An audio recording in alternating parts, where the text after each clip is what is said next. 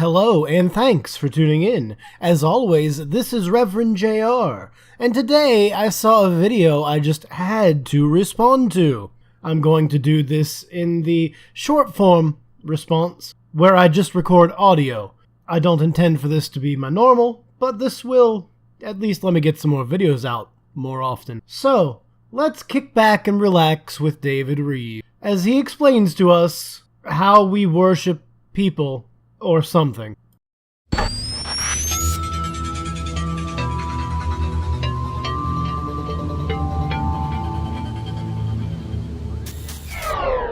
So, we get the standard intro, and we get the title, Worshipping at the Feet of Darwin. I wonder if David realizes that a great many Christians also understand and accept evolution and natural selection and so on. I don't know. Maybe we'll find out. Visiting a Buddhist temple, you get a sampling of religions that hold man in high esteem. I mean, to be absolutely fair, Yahweh killed his own son to save all of humanity. It seems to me that Yahweh, or at least Jesus, also holds humans in pretty high regard. They idolize the teachings of Gautama Buddha. You mean in much the same way as most Christian churches put the 12 disciples and the saints on the stained glass windows and the walls and pictures and so on, and name entire days after them. They study him and attempt to attain to his level of perfection. You mean sort of like how Christians take communion so that they can emulate the disciples at the Last Supper and become baptized so that they can reach the level of enlightenment of John the Baptist or something. I mean, Ken Ham built a boat dedicated to Moses, and most Christians, at least on the right-hand side, want the Ten Commandments, another creation of Moses, plastered on every courthouse in my country. I mean, I guess I kind of have to agree with you. Lots of religious people idolize lots of humans. A lot of people look at the jolly Buddha that adorns American curio shops as almost like this god. But the thing is, I could point to similarities of this, how do I call it, person worshiping, in many religions. You know, I think I did exactly that thing, didn't I? The thing he just suggested. Also, is it just me, or does David seem to be acting an awful lot like Vsauce with regard to his timing and the way he places the music in the back and so on? Charles Darwin is no exception. Well, I mean, yeah, there's probably people that worship him like he's a god, but they're few and far between.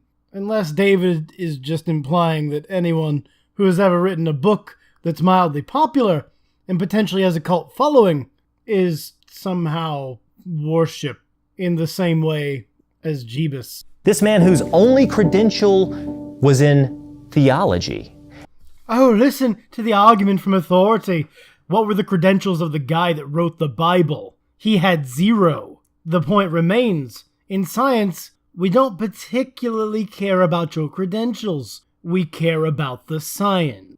Darwin made observations which hold up when you continue those observations. It's not complicated. We can still observe all of the things he observed today. We don't just blindly accept that they happened because he wrote them down. Is celebrated by the scientific community as a saint, an icon. No, he's not. He got some stuff wrong in those books, and we corrected the things he got wrong. When you're in something like a religion, if your God says, for example, that the earth sits on pillars and God shakes them to make earthquakes, and then we find out later that tectonic plates exist, you don't go back and say your God was wrong. He's set on this pedestal, almost worshipped. Almost, but not quite. Because we can take his words and perform the observation in an experiment that he made, and we can see which parts he got wrong, and revise the theories to fit the observation. If we asked you to get rid of the parts of the Bible that cannot be observed, like the creation story in Genesis or the flood, you would abjectly refuse to do so. Whereas with Darwin, we'll throw away anything he got wrong, and we'll still tell you he got it wrong. His reach was significant, and the ideas that he published have had global circulation because universities only peddle one official religion. Like theological seminaries that don't allow you to be students if you're not Christian. Darwinism.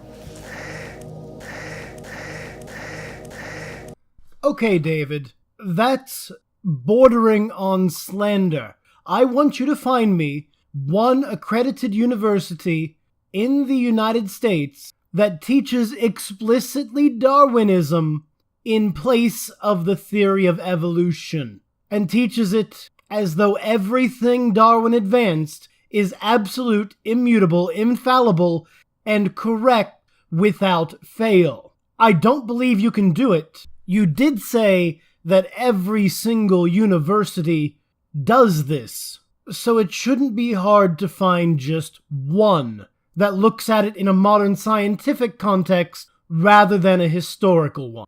Go, David. Or, in fact, you're claiming it's a religion that every single university pushes, so find me the theological or philosophical department in any accredited university in North America that advances Darwinism rather than Christianity, Islam, Mormonism, JW, or any other religion as the official religion of the college. You said this is a global phenomenon, and I'm making it even easier for you by restricting your search criteria to just America. But if you can find one in Britain or anywhere in Europe, arguably where Darwin would be even more famous, then by all means include those ones as well. A quick search will reveal that the number of works published each year on the topic of Christianity are almost matched by those on the topic of evolution. Darwinism and evolution are no more interchangeable than Christianity and Judaism. They are two different things, one of which happens to be based upon the other. And the number of books published on either doesn't give any validity to either of them. That's like claiming that Harry Potter has sold 400 million copies of its combined works, and this somehow means that Harry Potter is worshipped by people as a religion. Again, I'm sure there are some people who believe that they are wizards and that Harry is the chosen one who defeated Voldemort in a literal sense. And there are some colleges that teach it as far as a work of literature. But I doubt that you would say that those colleges have their official religion as Harry Potter just because it's one of the courses of study that they offer for modern American and British literature. Now, wait a second, you might be saying. Christianity is a religion, while evolution is simply studying science. Well, I think much more goodly the words with I am, but yes, I agree with your sentiment, even if your words are hard to put together. So of course you're going to find a lot of people studying science. David, come here. Get real close to the speaker so you don't misunderstand this again. Just because we study something, just because we appreciate the study of that thing, just because we understand that some people are very influential in various realms of scientific study, does not mean we worship them. But the truth is, both claim to have the keys to understanding life and death. No, they don't. Evolution is strictly how traits are passed down over generations. It is not concerned with how things die or how they are born, outside of whether or not those two things affect whether or not genes are passed on. If you're talking about how life began, you're talking about abiogenesis, a completely different thing. If you're talking about how life ends, there is a lot of study on why telomere length, for example, tends to demonstrate how long you will live. There are complete branches of science dedicated to understanding why these cells in your body self-terminate after so many years, even when they're otherwise healthy. to make room for the new growth that comes in. They're not all the same thing, and none of them are dealing with evolution or Darwinism. They are completely separate studies of observable phenomenon found within nature.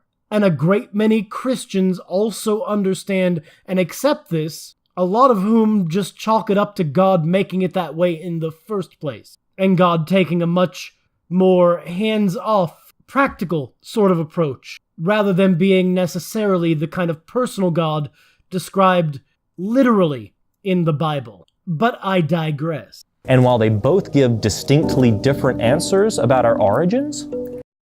That's correct. They do give distinctly different descriptions of our origin, because one is based on observation, and we correct it as time goes on, and the other is a several thousand-year-old creation myth, which hasn't been updated in that time, regardless of how much of it has been shown to be wrong.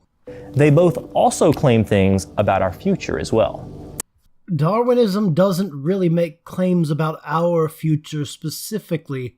It just makes predictions about how genes will be passed down through generations. And these are things we can observe and verify through that observation, as we have done. We are a sexual species, and our gametes combine to create zygotes, the DNA of which is comprised half from the mother and half from the father. And the traits which get passed on the most frequently are the ones that survive to breeding age.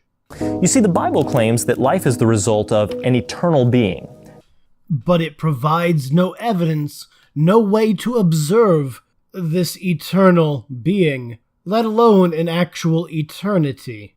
In other words, all life on earth comes from life everlasting. Yeah, if. There's a big if in there. Now, this is consistent with scientific study that shows that life doesn't come from non-living matter. But again, that deals with abiogenesis. Also, are you telling me that every single atom in your body is alive? And then why are the carbon atoms in a chunk of charcoal not alive, even though your body is a significant portion carbon?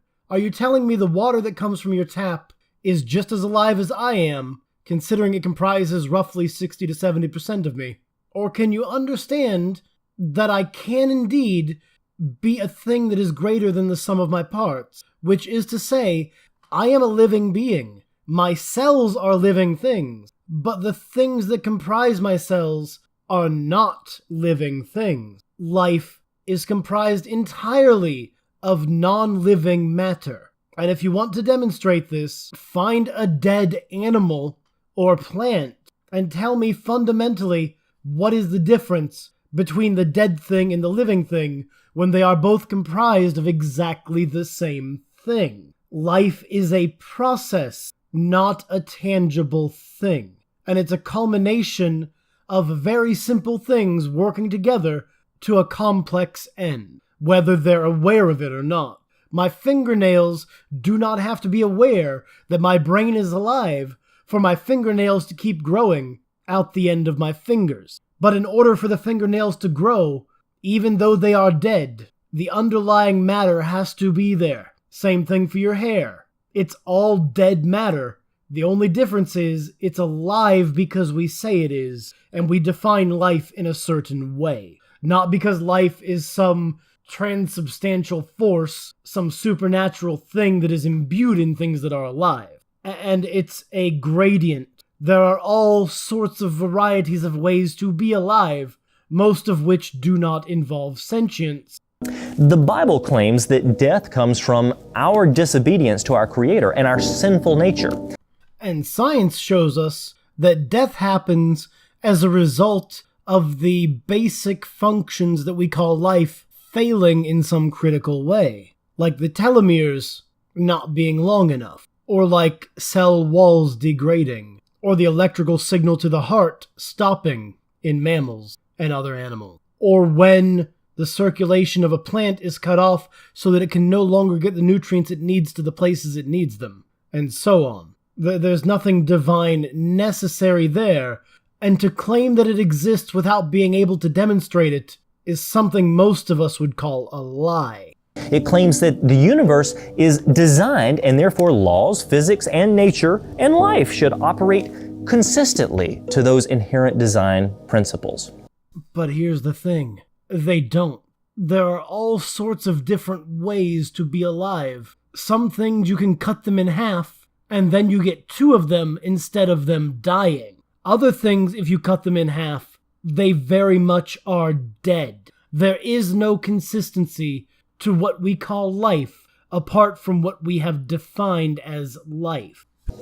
Now, Darwinian evolution claims that life evolved from simple to complex, and it implies that the first life forms must have come from something that was non-living.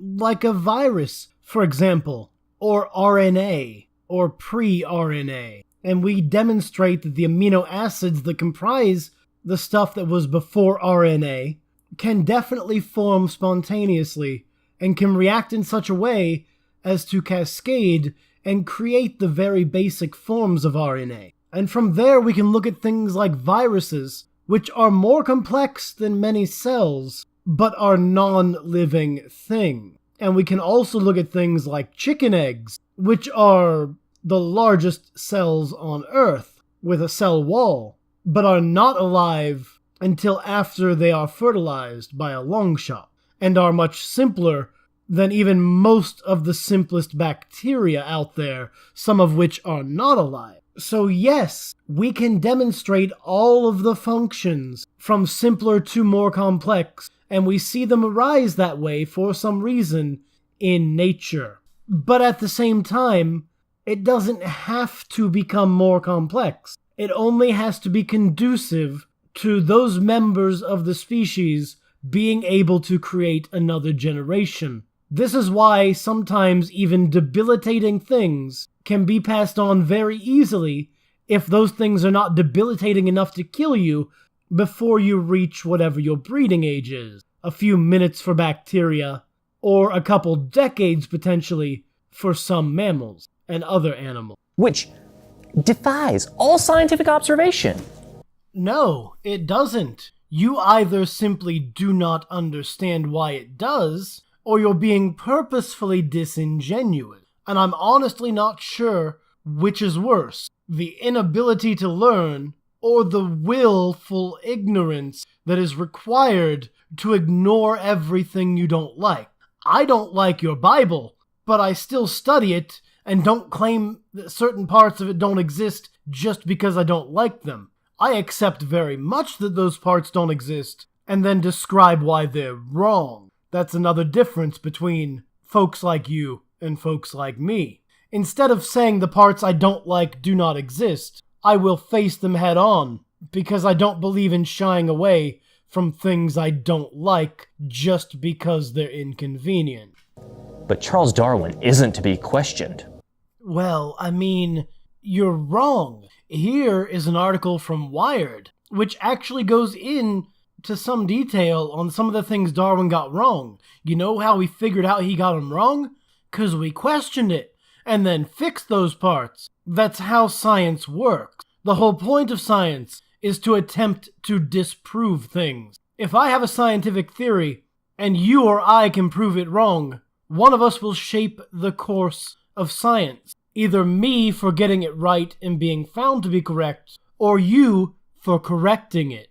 You dare not mock this saint or risk the ridicule that it will bring. You really know absolutely nothing of the history of how this went down, do you? Lots of people made fun of Darwin for proposing this in the first place, and then lots of people, after it became mainstream, ridiculed the stuff that tore down the certain parts that were wrong. It's kind of like locker room banter. It's just something you deal with. People call you crazy if your ideas seem a little out there, until it gains popular consensus or falls by the wayside. But yes, some people will make fun of you. So what? Science isn't about being right the first time. Science is about observing things and eventually figuring out what is right, regardless of who might have gotten it wrong along the way. I mean, why would critical thought be condemned in an institution engaged in the unbiased study for truth? Critical thought is not. But the kind of thinking you're doing, where you just assert that your Bible is correct, ignoring all of the parts that aren't, and then claiming because Darwin got a few things wrong, that his entire thing is incorrect, is not critical thought. It's just saying, well, you screwed up one thing, my thing must be correct. Which is not a good look for you, David.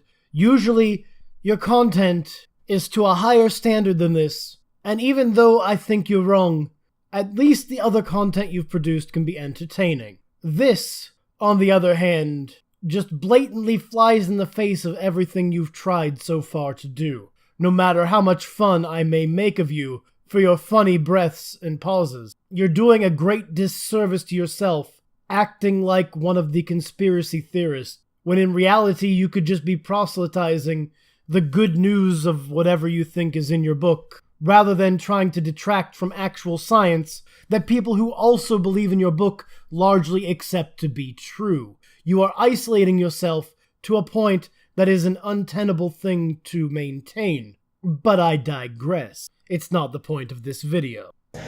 But telling a biologist that you aren't convinced, or that Darwin's conclusions seemed illogical, is akin to blasphemy within the sacred halls of our colleges and universities.